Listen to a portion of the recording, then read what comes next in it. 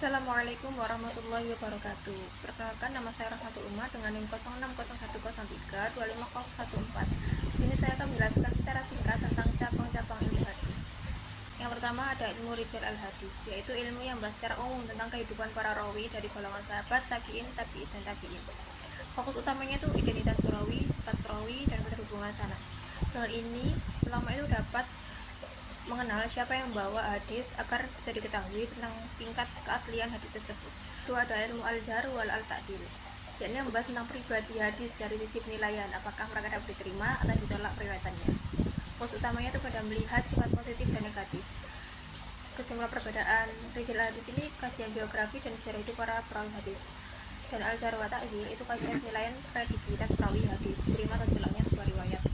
Dengan kata lain, pada ilmu ini tuh merupakan bagian dari ilmu rijal al-hadis, tapi lebih spesifik pada aspek kritik dan juga kredibilitas perawi.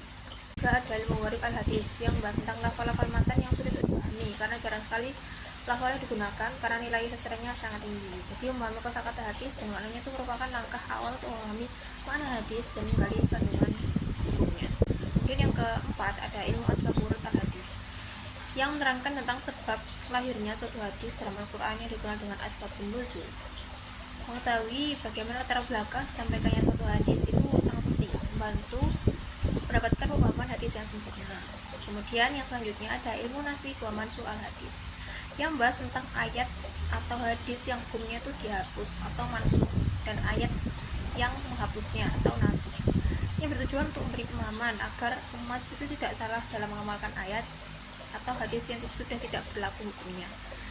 Kemudian selanjutnya ada ilmu mukhtalaf hadis, yakni yang membahas tentang hadis secara lahiriah tampak bertentangan. Ia yang berusaha terus untuk menjelaskan, mengkompromikan, dan menentukan mana yang lebih kuat.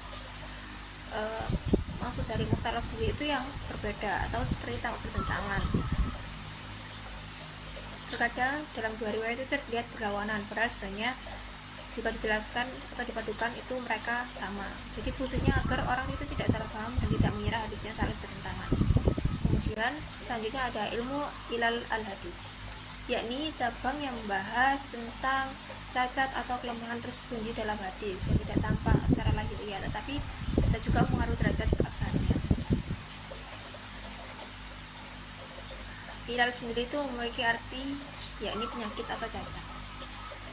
Cacat ini biasanya tidak terlihat kecuali oleh ulama ahli yang sangat dalam pengetahuannya tentang jalur periwayatan.